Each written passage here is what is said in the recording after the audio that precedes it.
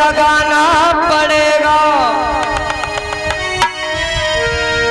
कि जख्म पे मरहम तो लगाना पड़ेगा। और क्यों रूठे हो हमसे कान्हा, तुम्हें ये बताना पड़ेगा। क्यों रूठे हो हमसे कान्हा, बताना पड़ेगा। तो भक्त कहता है कि हे मेरे मोहन, ऐसे तमगर क्या तूने सितम कर दिया। क्या मेरी यही भूल थी कि मैंने तुमसे प्रेम किया? ऐसे तमगर क्या तूने सितम कर दिया। ऐसे तमगर क्या तूने सितम कर दिया। ऐसे तमगर क्या तूने सितम कर दिया। प्यार के बदले तूने जख्म दे दिया। ऐसे तमगर क्या तूने सितम कर दिया। ऐसे तमगर क्या तूने सितम कर दिया।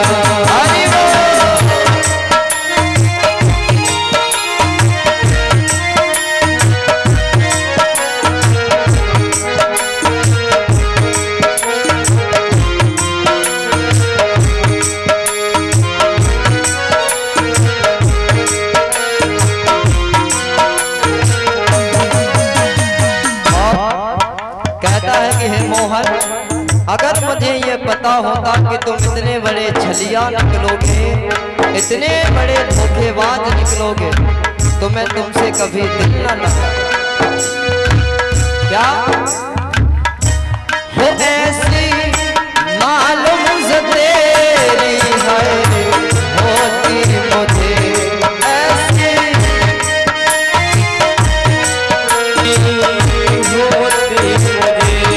अपने दिल में न हर के बसाता तुझे। अपने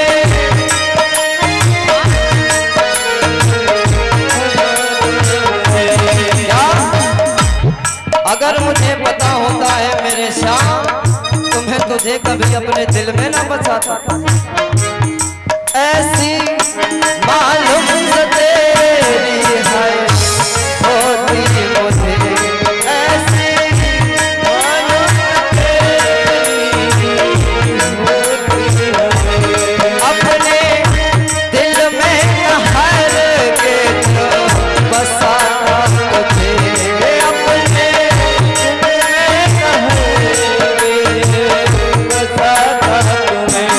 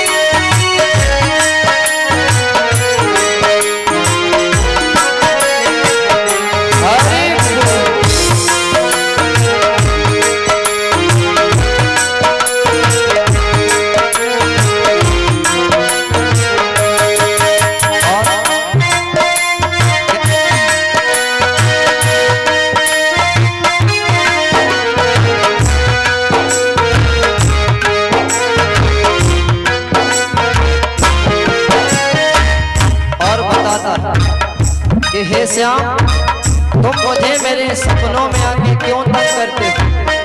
जो भी बात है सामने आओ, सुलझाते हैं। हो सपनों में आने वाले सामने भी आना, सपनों में आने वाले सामने भी अपनी सांवरी सलोनी सूरत हमको दिखा, अपनी सलोनी सूरत हमको दिखा। हो अपनी सांवरी सलोनी सूरत हमको दिखा, अपनी सलोनी सूरत हमको दिखा। मैंने अर्पण तुझे तन मन किया, मैंने अर्पण तुझे तन मन किया। प्यार के बदले तूने हर सब दे दिया, ऐसे अमगर तूने सितम कर दिया।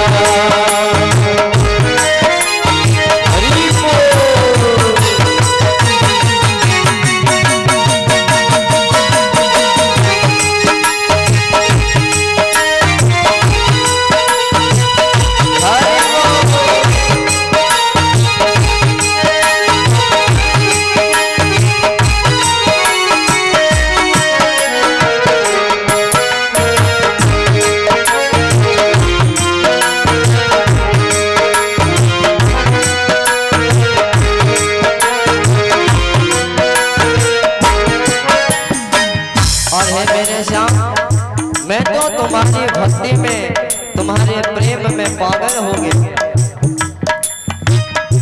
हो मैं तो पागल तेरा, मस्ताना तेरा, मैं तो पागल तेरा, मस्ताना तेरा। और मैं दीवाना तेरा, तू दीवाना मेरा, मैं दीवाना तेरा, तू दीवाना मेरा। इसीलिए मोहन तेरी नजरों ने दिल मेरा घायल किया, तेरी नजरों ने दिल मेरा घायल किया। प्यार के बदले तूने है जगह दे दिया, ऐसे अमगर तूने सितम कर दिया, ऐसे अमगर तूने सितम कर दिया। हरे नार नार नार करना, तरा नार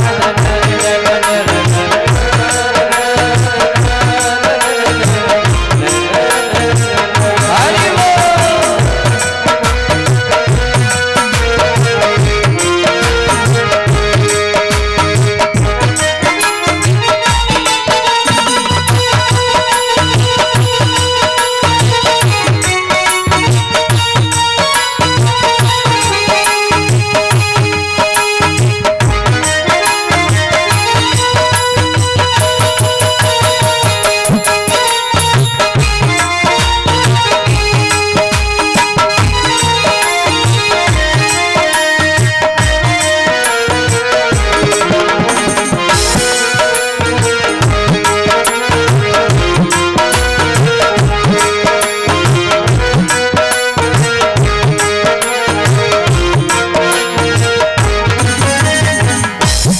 प्रेम से बोलिए गोविंद भगवान की जय हो, बोलिए बांके बिहारी लाल की जय हो।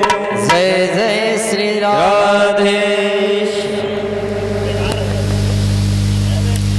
उपस्थित समस्त संत समाज, विद्युत समाज, दूर दराज से पधारे हुए समाज, भक्त वृंद, बाल गोपाल भाई बंधु, माता सती अनसुईया के पावन चरित्रों को धारण करने वाले हमारी समस्त माता शक्ति, उन सभी के हृदय में विद्यमान मेरे वांके बिहारी युगल सरकार के कमल स्वरूपी चरणों में मेरा व्यासपीठ से कोटि कोटि नमन, कोटि कोटि वंदन, कोटि कोटि राधे राधे।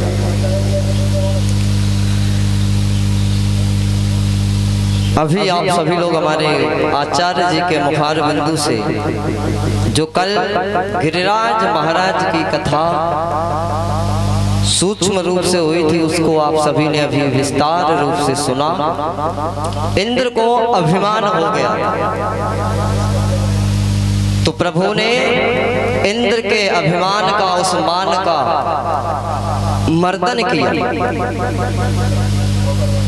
और जब इंद्र समझ गया कि ये कोई साधारण ग्वाला नहीं है, ये स्वयं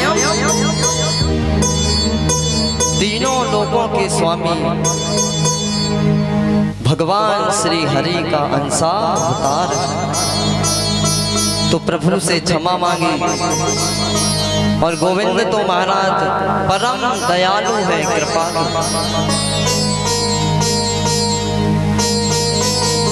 यहाँ तक महाराज इतने दयालु होते हैं कि यदि किसी मनुष्य को गौ हत्या और ब्राह्मण हत्या का पाप लगा और यदि भगवान की शरण में मनुष्य वो चला जाता है तो मेरे गोविंद उसको भी क्षमा कर देते हैं।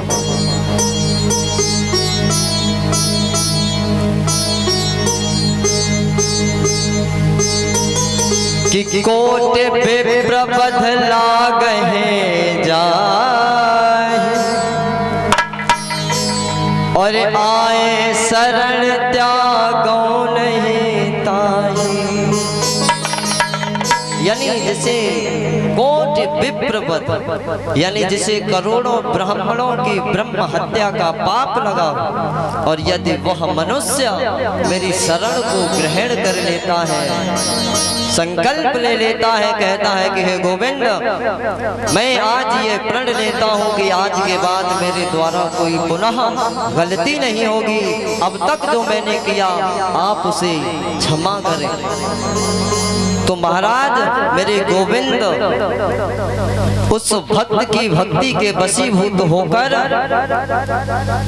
उस दया के सागर से महाराज उस भक्त को स्नान कराना प्रारंभ कर देते हैं। तभी महाराज कल्याण भी होता है इस जीव का। अभिमान हो गया तो भगवान तो परम दयालु है, कृपालु है, दया आ गई और इंद्र से कह दिया कि जाओ, हम तुम्हें क्षमा दान तो देते हैं लेकिन ध्यान रहे आगे से पुनः ऐसी गलती न होने पाए। भगवान से क्षमा याचना कर इंद्रलोक वापस चला जाता है। इधर हे राजन परीक्षित, प्रभु थोड़े और बड़े हुए। राजा परीक्षित ने एक पुष्प लिया और भागवत जी को षष्ठम दिवस की पावनमय पुण्यमय बेला में अर्पित किया और दोनों हाथ जोड़ करके भगवान श्री सुखदेव जी से प्रश्न किया कि दृष्ट्वा कुमुद्वन्तं खमण्डलं रमाननाभम्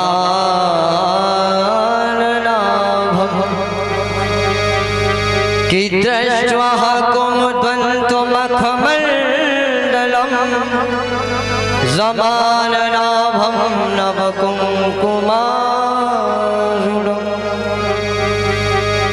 हे प्रभु, मैंने सुना है कि भगवान ने रास लीला की। बोले हाँ। तो हे प्रभु, मुझे भगवान की वह रसमयी और रहस्यमयी कथा का रसपान करना। तो भगवान कहते हैं हे राजन परीक्षित, भगवान ने गोपियों से कहा था कि मैं तुम्हारी अभिलाषा को पूर्ण करूं। आने वाली शरद पूर्णिमा की रात्रि इधर महाराज भगवान का तो डंका चारों तरफ तीनों लोकों में फैला हुआ था, चारों तरफ। और महाराज उसका आतंक इतना हो गया भगवान का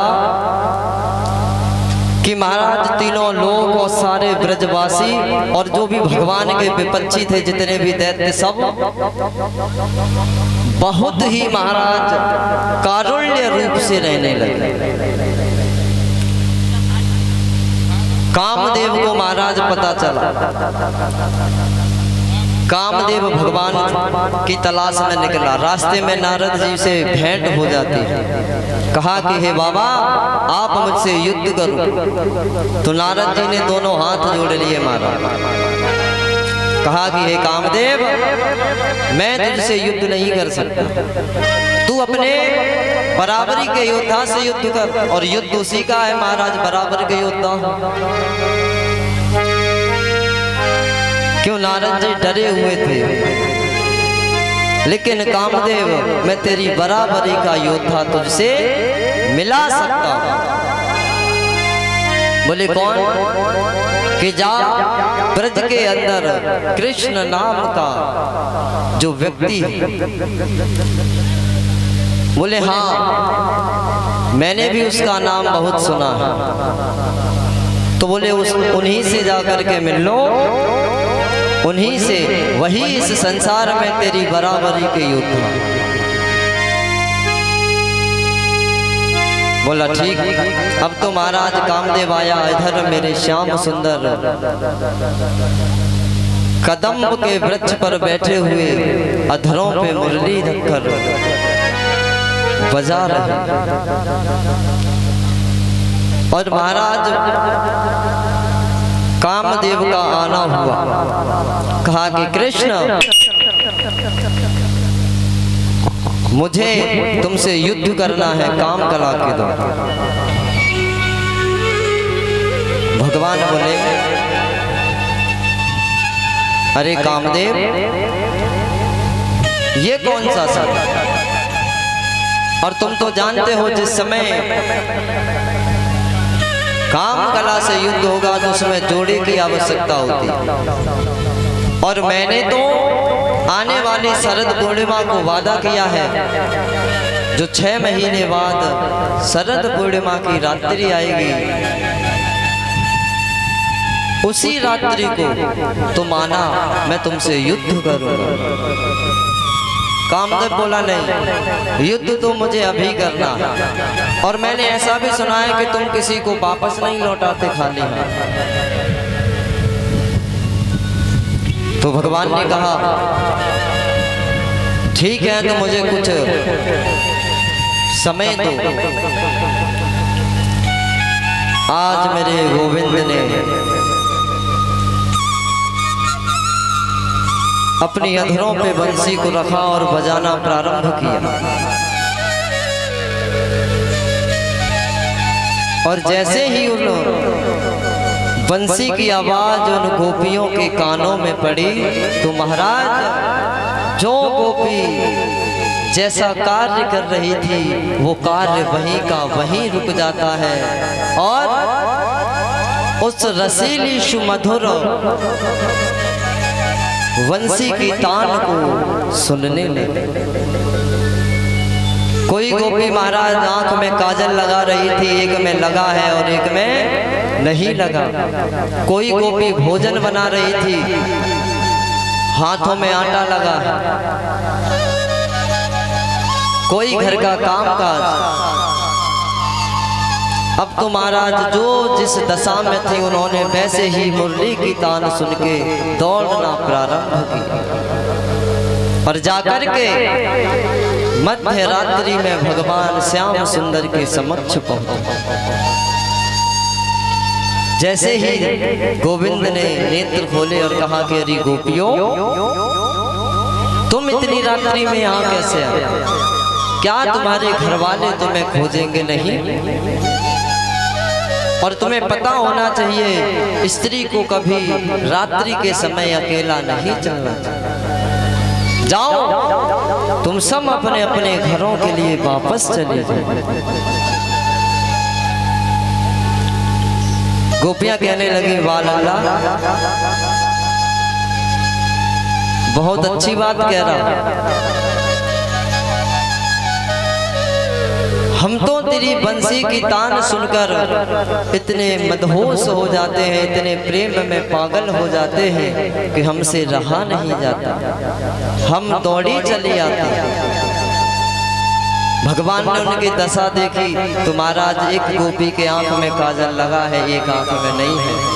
जो खाना बना रही थी उसके हाथों में आटा लगा है, जो जिस कार्य में व्यस्त थी वो वैसे ही चली।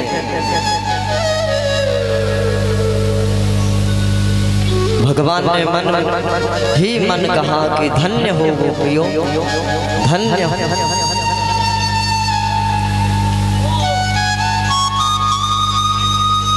भगवान ने समझाया कि जाओ मध्य रात्रि में घर से वापस, घर से आई हो अब यहाँ से जाओ वापस, तुम्हें नहीं आना चाहिए। गोपियां बहुत उदास हो जाती।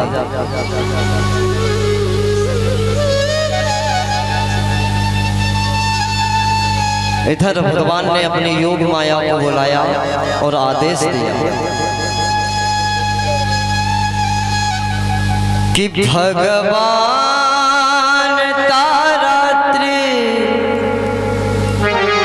सरदोत फुल्ल मल्लिका, कि भगवान तारात्रि सरदोत फुल्ल मल्लिका, विक्रंतो मनश्चक्रेण योग माया मुपाश्रिता। कहा कि हे योग माये, आज से ठीक 6 महीने बाद जो शरद पूर्णिमा की रात्रि आने वाली है, तुम ऐसा करो उस रात्रि को जो 6 महीने बाद आएगी, उस शरद पूर्णिमा की रात्रि को आज की रात्रि में परिवर्तित करो। योग माया ने जैसा आदेश पाया वैसा ही किया। आज महाराज चारों तरफ से वसंत ऋतु खिल उठी, मंद सुगंध त्रिविध बयार चलने लगे।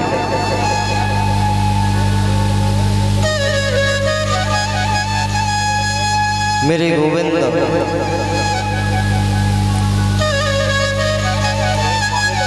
अब तो गोपियां अपने आप में महाराज समझने लगी कि हम कुछ हैं। अहंकार उत्पन्न हुआ और जैसे ही अहंकार उत्पन्न हुआ तो भगवान तो घट घट की जानने वाले समझ गए और वहां से अंतर ध्यान हुए। और जैसे ही अंतर ध्यान हुए अब तो महाराज गोपियां व्याकुल हो गई। अब तो एक दूसरे से पूछती हैं, इधर से उधर खोजती हैं कि हे मेरे मोहन, हे मेरे प्राणाधार, कहाँ चले? हमारा यही तो कसूर था कि हम तुमसे प्रेम करते। क्या प्रेम करना कोई गुनाह है?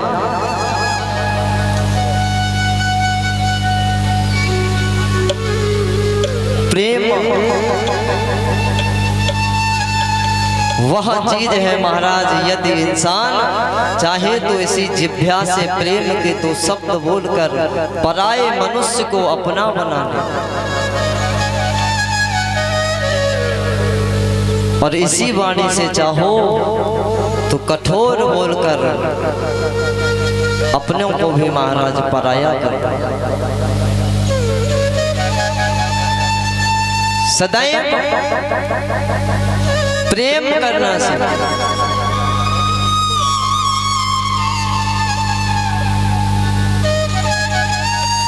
प्रेम महाराज अनिर्वाच्य है, जिसका वाचन करना असंभव है, जिस प्रकार समुद्र की थाह लेना असंभव है, उसी तरह प्रेम की परिभाषा देना बहुत महाराज टेढ़ी खीर है, असंभव।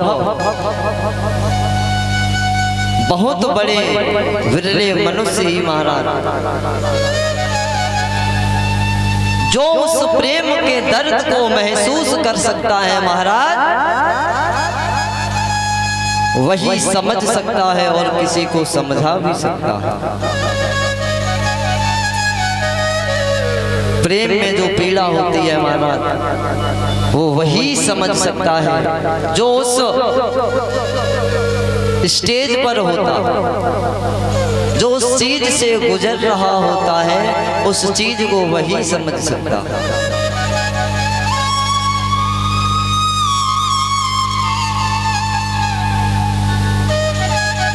आज गोपियां व्याकुल हो उठी, कहा हे श्याम सुंदर, हमारा क्या कसूर है? हम तुमसे प्रेम करते हैं, हमारी यही तो खता है। क्या प्रेम करना कोई गलत बात है? यदि हमने तुमसे प्रेम किया तो क्या गुनाह कर दिया?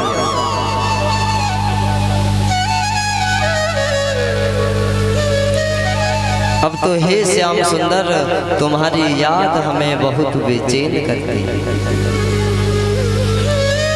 गोपियां कहती हैं हे मोहन,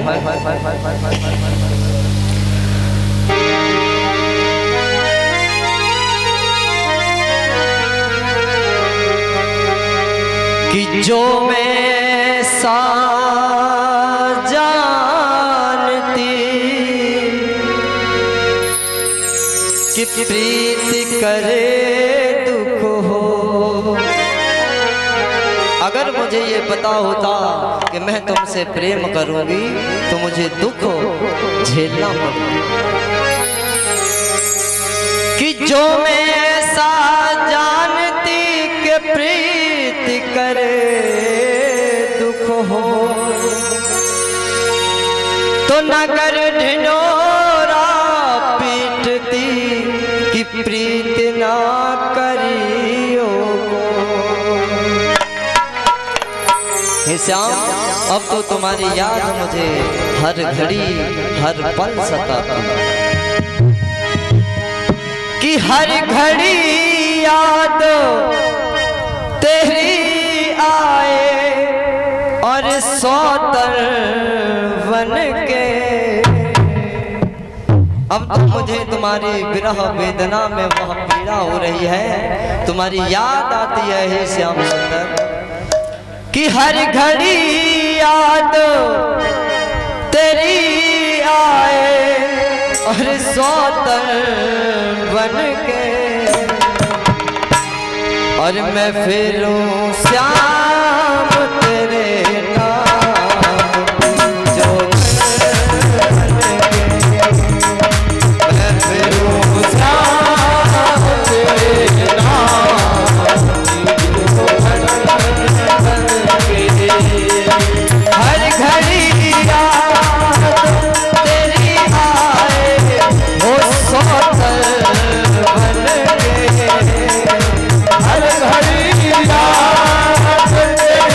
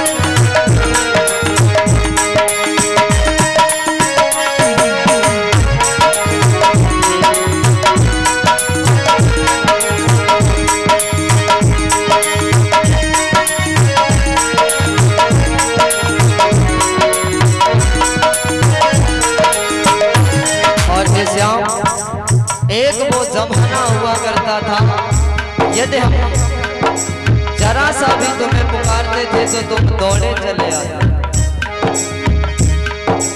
एक जमाना था बुलाने से चला आता था, एक जमाना था बुलाने से चला आता था। एक जमाना था बुलाने से चला आता था, एक जमाना था बुलाने से चला आता था। मुझको कण कण में तेरा चेहरा नजर आता था, जो कण कण में तेरा चेहरा नजर आता था। हो टूटे कहीं मैं तो तेरे चेहरे का दर्पण बनकर, कहीं मैं तो तेरे चेहरे का दर्पण बनकर, मैं फेरूं श्याम तेरे नाम सुधर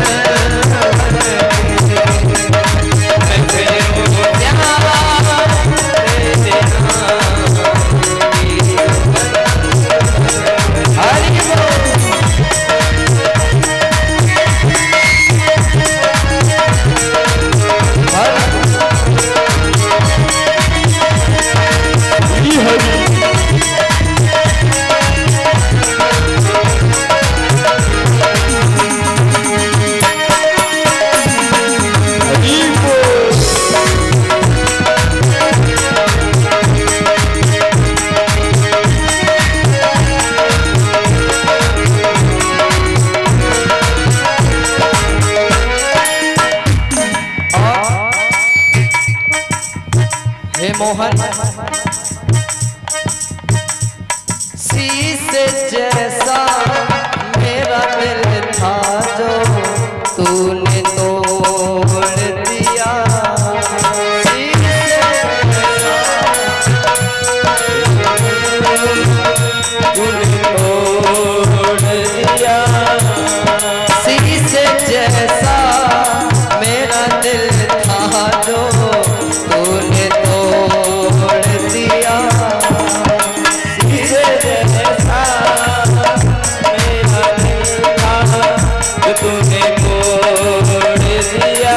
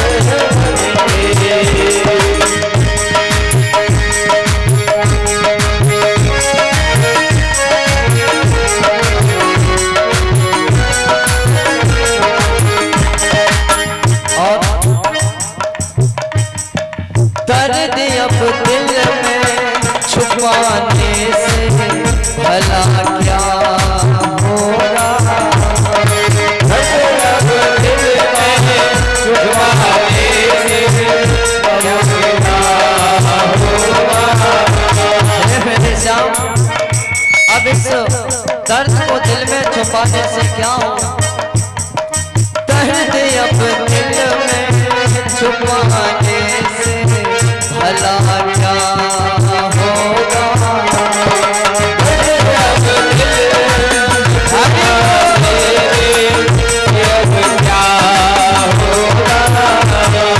श्याम जो रूठा साथ छूटा अब कहाँ होगा।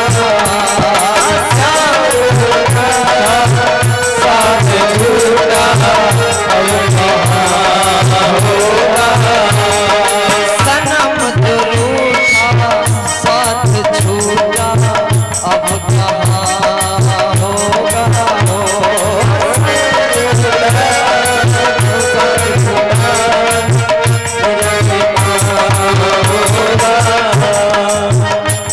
वो श्याम ब्रजवास करूं फिर बाबूजी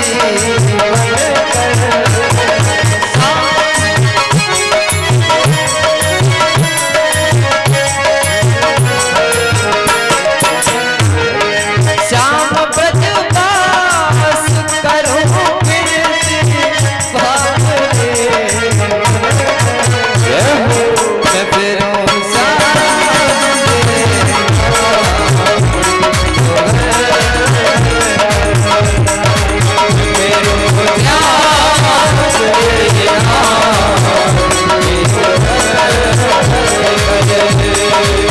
फिरूं तेरे नाम की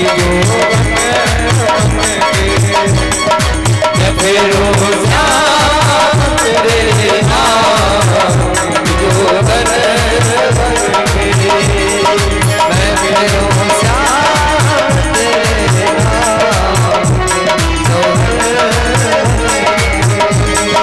मैं फिरूं श्याम तेरे नाम प्रेम से बोलिए गोविंद भगवान की जय बोलिए बांके बिहारी लाल की जय हो। प्रेम से बोलिए ब्रह्मदेव महाराज की जय हो। प्रेम से बोलिए श्रीमद् भागवत महापुराण की बोलिए व्यास भगवान की जय हो। बोलिए सुखदेव भगवान की जय हो। प्रेम से बोलिए परीक्षित जी महाराज की जय हो। जय जय श्री राधे श्याम। आज गोपियां विरह वेदना से व्याकुल होकर भगवान श्याम सुंदर को खोजने लगे।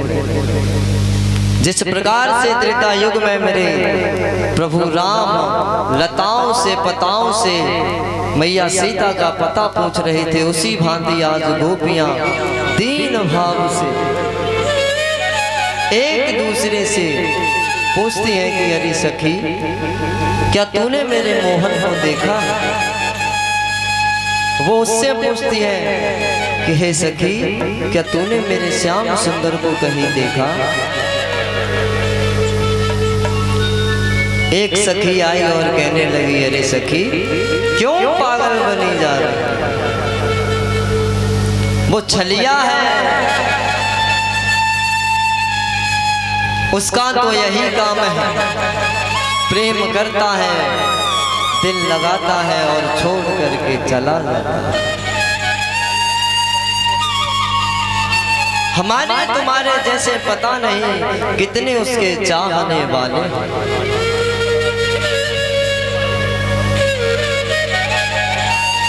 अरे सखी वो भी काला है,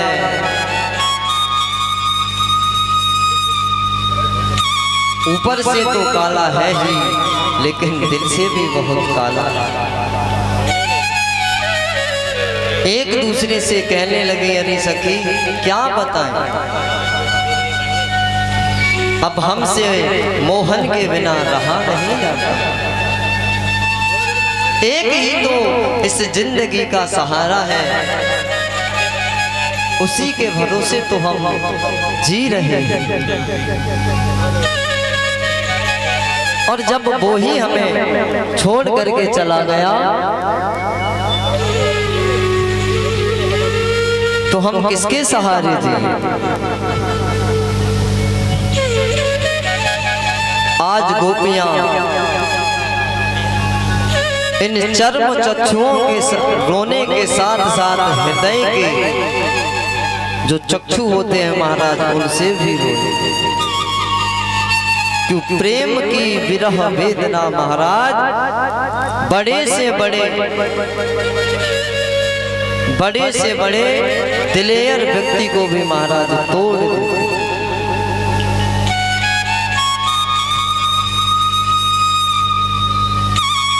प्रेम मीराबाई ने किया, रैदास, सूरदास, तुलसीदास ने। सूरदास महाराज नेत्रों से देख नहीं पाते थे। एक बार कुएं में गिर गए और भगवान श्याम सुंदर के बहुत बड़े भक्त थे। हृदय से पुकार लगाई, गुहार लगाई, कहा कि हे प्रभु मेरी रक्षा करें। तो आज मेरे बांके बिहारी एक बाल स्वरूप में आकर के उन्हें उस कुएं से बाहर निकालते हैं। और जब स्पर्श किया तो सूरदास जी महाराज ने अनुभव किया कि ये ब्रज के अंदर रहने वाला कोई साधारण मनुष्य नहीं है। भगवान बोले बाबा मैंने आपको निकाल दिया। हाथ छुड़ाने लगे और जाने लगे। तो समय सूरदास जी ने कहा कि बाह छुड़ाए जात हो और निबल जान कर मोह। तुम मुझे निबल समझ करके आज अपना हाथ तो छुड़ा करके जा रहे हो कि बाह छुड़ाए जाता हो और निबल जान कर मोह। और इस हृदय से जब जाओगे तो सबल माने हो। आज तो मुझे शरीर से निर्बल समझ करके छुड़ा करके जा रहे हो बेसहारा छोड़ो, लेकिन इस हृदय से जिस दिन तुम निकल जाओगे उस दिन हम तुमको सबल समझेंगे। यदि तुम में दम है, क्षमता है तो मेरे इस हृदय से निकल के दिखलाइए। हे गोविंद मैं तुम्हें उसी दिन सामर्थ्यवान समझूंगा। आज तुम एक असहाय व्यक्ति को असहाय ही अवस्था में छोड़ करके जा रहे हो। क्यों? क्योंकि हम नेत्रों से देख नहीं सकते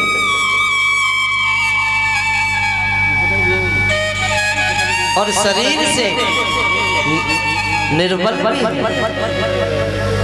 आप अपना हाथ छुड़ा के जा रहे हो, जाओ, मना नहीं करता, लेकिन आप जिस दिन मेरे इस हृदय से निकल के दिखाओगे उस दिन मैं तुम्हें सबल मानूंगा गोविंद, आज नहीं।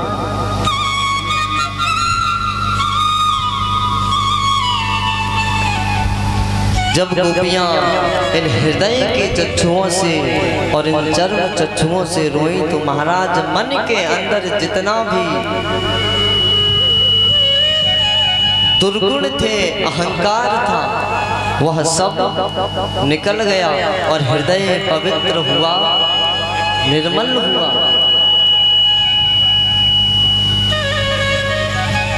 उसी समय मेरे गोविंद उस जगह पर प्रकट हो जाते हैं, गोपियों को दर्शन देते हैं। प्रेम से बोले गोविंद भगवान की, बोलिए बांके बिहारी लाल की जय हो।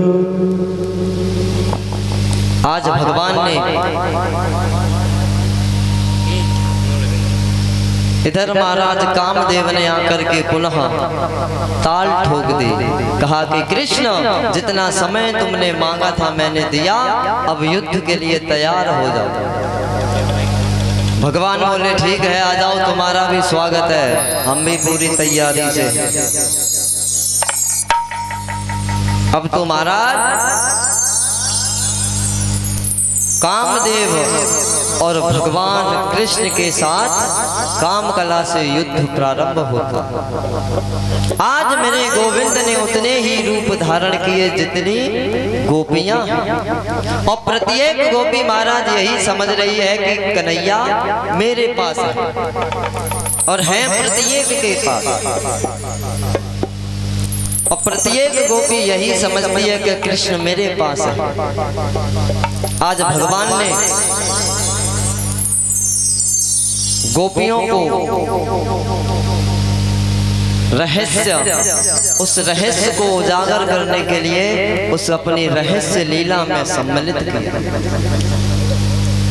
कामदेव को भी कामदेव ने जो चुनौती दी उसे स्वीकार किया, और महाराज रास की समस्त तैयारियां होने लगी। इधर कैलाश पर्वत पर मैया पार्वती को पता लगा, तो वह तैयार होकर सज धज करके आने के लिए तैयार थी। इधर बाबा भोलेनाथ पहुंचे। कहा कि देवी क्या बात है, बहुत सज धजनी कहाँ जा रही हो? तो मैया कहने लगी, हे स्वामी, क्या तुम्हें पता नहीं हमारे इष्ट देव रास कर रहे हैं, हम वहां जा रहे हैं। तो भगवान शंकर कहने लगी, गौरी देवी, यदि मेरे इष्ट रास करेंगे तो मैं भी चलूंगा। मैया मना करती हैं कि क्या करोगे जाकर, वहां केवल स्त्रियां ही जा सकती हैं, पुरुषों का जाना वर्जित है। कहा हम कुछ नहीं जानते, हमें लेकर के चलो। बोले यदि वहां स्त्रियों का ही जाना अलाउड है तो फिर हमें स्त्री बना दो, हमें साड़ी पहना दो, श्रृंगार कर दो। मैया बोले अच्छा। तो आज बाबा भोलेनाथ को मैया पार्वती किस तरह से तैयार करती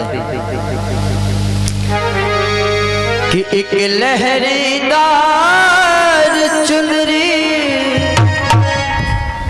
माथे पर डाल के, और एक लहरीदार चुनरी माथे